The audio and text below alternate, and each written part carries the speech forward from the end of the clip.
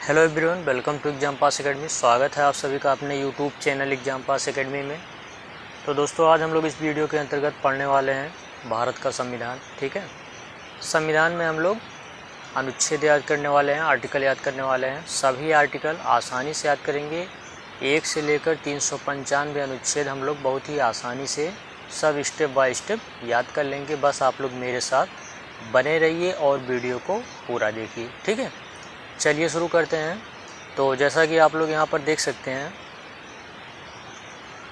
भारत का संविधान भाग 1।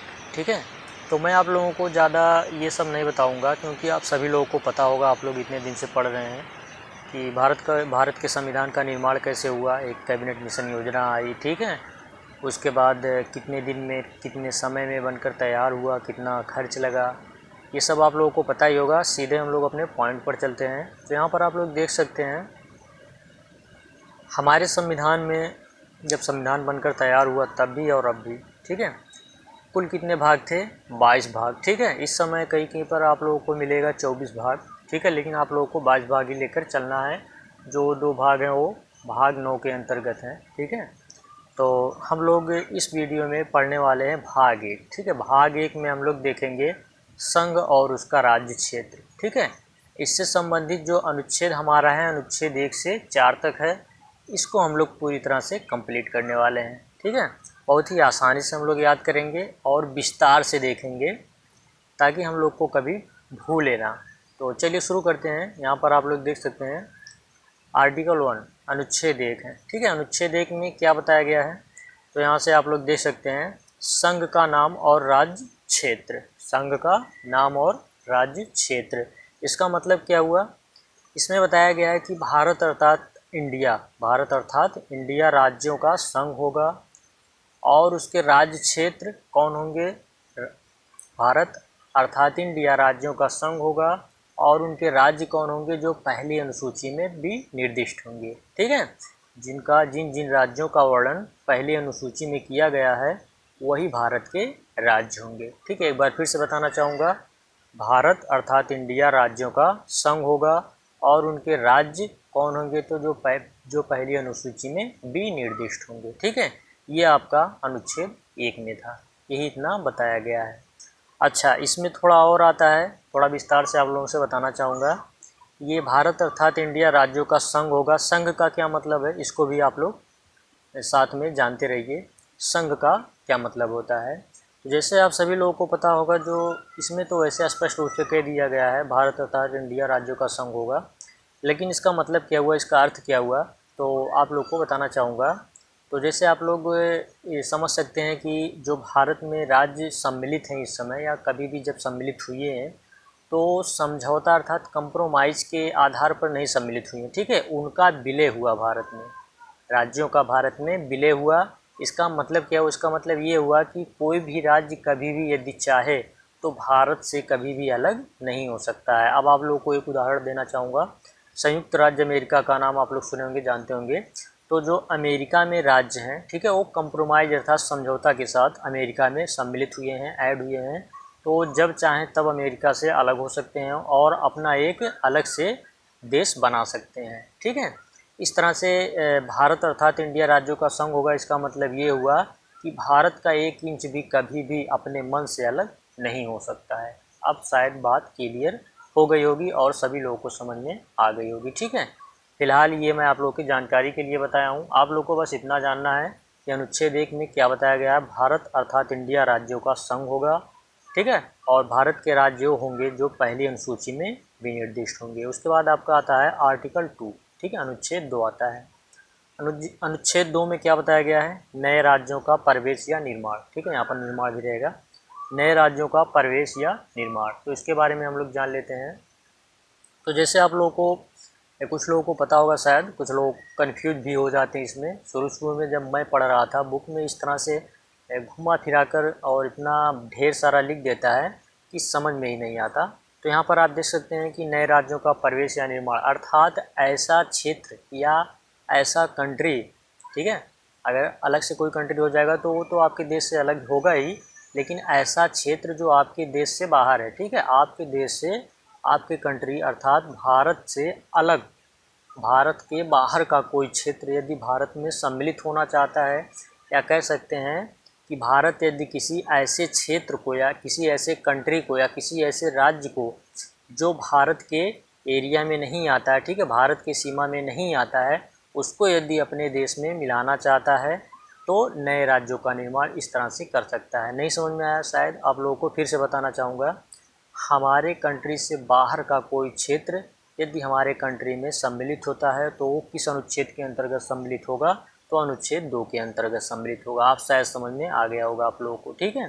तो इस तरह से आप लोग देख सकते हैं कि नए राज्यों का प्रवेश या निर्माण, ठीक है, ऐसे नए राज्यों का प्रवेश या निर्माण तो होगा अनुच्छेद 2 के अंतर्गत, लेकिन ऐसे नए राज्य जो हमारे देश में नहीं थे, ठीक है, अदर कंट्री या अदर राज्य से हमारे देश में सम्मिलित हो रहे हैं, और उसके लिए भी कुछ संसद विधि द्वारा कुछ शर्तें वगैरह हैं, ठीक है।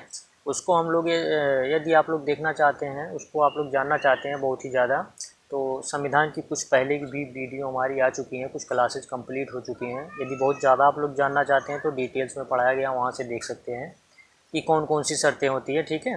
बस यही इतना जानना है कि अनुच्छेद 2 में क्या है, नए राज्यों का प्रवेश या निर्माण, ठीक है, और जो नए राज्य होंगे वो हमारे कंट्री से बाहर के होंगे, ठीक है। उसके बाद यहाँ पर आप देख सकते हैं अनुच्छेद 3, ठीक है, आर्टिकल 3 में क्या है, तो यहाँ पर बताया गया कि नए राज्यों का निर्माण, इसीलिए मैंने इतना आर्टिकल 2 में क्लियर किया, स्पष्ट किया आप लोगों को, ताकि आप लोग कंफ्यूज ना हो। आर्टिकल 2 और 3 में नए राज्यों का निर्माण उसमें भी है, नए राज्यों का निर्माण इसमें भी है। नए राज्यों का निर्माण और वर्तमान राज्यों के सीमाओं या नामों में परिवर्तन, ध्यान दीजिएगा, ध्यान से मेरी बातों को सुनिएगा, ठीक है, एकदम कंसंट्रेट होके।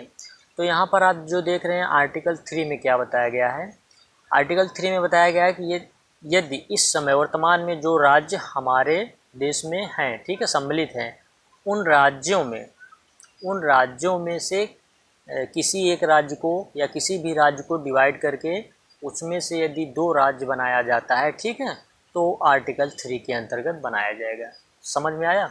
यदि ऐसे राज्य जो हमारे कंट्री में इस समय सम्मिलित है उसमें से डिवाइड करके कोई राज्य बनाया जाता है तो आर्टिकल 3 के अंतर्गत बनाया जाता है, या आप कह सकते हैं कि 2 राज्यों को जोड़कर एक राज्य बनाया जा रहा है तो वो भी आर्टिकल 3 के अंतर्गत बनाया जाता है, या राज्यों के सीमाओं में परिवर्तन किया जाता है वो भी आर्टिकल 3 के अंतर्गत आता है, या फिर आप कह सकते हैं कि राज्यों के नामों में परिवर्तन किया जाता है वो भी आर्टिकल 3 के अंतर्गत आता है, ठीक है। अब शायद आप लोगों को समझ में आ गया होगा। एक बार फिर से आप लोगों को बताना चाहूँगा आर्टिकल 3, वैसे तो बहुत ही बेहतरीन तरीके से बता रहा हूँ, सभी लोगों को समझ में आ गया होगा। आर्टिकल 3 में बताया गया है कि जो वर्तमान में राज्य हैं हमारे कंट्री में, उन राज्यों को डिवाइड करके, ठीक है, किसी भी राज्य को डिवाइड करके 2 नए राज्य बनाए जाएंगे तो आर्टिकल 3 के अंतर्गत बनाए जाएंगे, या कह सकते हैं 2 राज्यों को जोड़कर एक राज्य बनाया जाएगा वो भी आर्टिकल 3 के अंतर्गत, या जो राज्य हैं उनकी सीमाओं या नामों में परिवर्तन किया जाएगा वो भी आर्टिकल 3 के अंतर्गत। और जो आर्टिकल 2 में था वो बाहर से यदि कोई क्षेत्र आपके देश में, जैसे एक उदाहरण दे देता हूँ, कभी भी आप लोग नहीं भूलेंगे, मान लीजिए जो पाकिस्तान है यदि उसका कभी मन परिवर्तन होता है, ठीक है, यदि वो चाहे स्वेच्छा से अपने एरिया को हमारे देश में सम्मिलित करना चाहे तो ये आर्टिकल 2 के अंतर्गत आता है, ठीक है। अब शायद आप लोग कभी नहीं भूलेंगे। उसके बाद आपका आता है आर्टिकल 4, क्या आता है, आर्टिकल 4, ठीक है। आर्टिकल 4 में बताएगा बहुत ही महत्वपूर्ण है, ठीक है, और जल्दी समझ में भी नहीं आता आर्टिकल 4, और बहुत ही महत्वपूर्ण भी है, इसको हम लोग देख लेते हैं। तो आर्टिकल 4 में क्या कहा गया है, पहली, बहुत ध्यान से समझिएगा, पहली और चौथी अनुसूची, ठीक है, पहली और चौथी अनुसूची और अनुच्छेद 2 और 3 में यदि संशोधन होता है, आप सभी लोगों को पता होगा कि संविधान में यदि संशोधन होता है तो अनुच्छेद 368 के अंतर्गत होता है, लेकिन यदि पहली और चौथी अनुसूची या आप कह सकते हैं अनुच्छेद 2 या 3 में कोई संशोधन होता है तो वह किस अनुच्छेद के अंतर्गत होगा, तो अनुच्छेद 4 के अंतर्गत, अनुच्छेद 4 के अंतर्गत होगा। एक बार फिर से आप लोगों को बताना चाहूँगा कि मान लीजिए ऐसा क्यों किया गया है, तो यहाँ पर आप देख सकते हैं जो पहली अनुसूची है, ठीक है, या जो चौथी अनुसूची है, पहली अनुसूची में क्या बताया गया है, अभी हम बताएं आपको, आर्टिकल 1 पढ़ा रहे थे, मतलब राज्यों के बारे में बताया गया, ठीक है, कौन कौन से राज्य भारत में होंगे, ठीक है, किन किन राज्यों को भारत के राज्य का दर्जा दिया गया है, सभी राज्यों के बारे में पहली अनुसूची में बताया गया है। और चौथी अनुसूची में क्या है, सभी राज्यों से कितनी राज्यसभा सीटें होंगी ये सब बताया गया है। किसमें बताया गया है, चौथी, अर्थात कह सकते हैं पहली अनुसूची चौथी अनुसूची दोनों ही राज्यों से संबंधित है। अब फिर यहाँ पर आ जाइए आप लोग अनुच्छेद 2 और 3 में। अनुच्छेद 2 और 3 शायद ऊपर यहाँ पर दिख रहा होगा आप लोगों को, यहाँ पर देख सकते हैं, एक बार ऊपर देख लें। अनुच्छेद 2 भी राज्यों से संबंधित है, अनुच्छेद 3 भी राज्यों से संबंधित है। ठीक है, इसीलिए यहाँ पर बताया गया है कि यदि पहली या चौथी अनुसूची या अनुच्छेद 2 या 3 में कोई संशोधन होता है, ठीक है, तो वह अनुच्छेद 4 के अंतर्गत संशोधन होगा। समझ में आया? चलिए ठीक है, समझ में आ गया आप सभी लोगों को। अब आप लोगों से बताना चाहूँगा, जो हमारा अगला आता है भाग 2 नागरिकता। ठीक है, जो नागरिकता है उसको हम लोग नेक्स्ट क्लास में देखने वाले हैं। वीडियो कैसा लगा, समझ में आया कि नहीं आया, कमेंट करके ज़रूर बताएं। ठीक है दोस्तों, और वीडियो पसंद आया तो लाइक करना बिल्कुल ना भूलें। और यदि आप लोग चैनल को सब्सक्राइब नहीं किए, पहली बार चैनल को देख रहे हैं, विजिट कर रहे हैं, तो चैनल को सब्सक्राइब कर लें, ज़रूरी है, क्योंकि जो नेक्स्ट क्लास आपका आने वाला है, ठीक है, आपके पास नोटिफिकेशन तुरंत पहुंच जाएगा। ठीक है, और हम लोगों का जो टारगेट है, लक्ष्य है 395 अनुच्छेद याद करना है, किसी भी तरह से याद करना है। ठीक है, बहुत ही आसानी से याद होगा, बस आप लोग मेरे साथ बने रहिए। देखिए कैसे एकदम चुटकी बजा के याद होता है।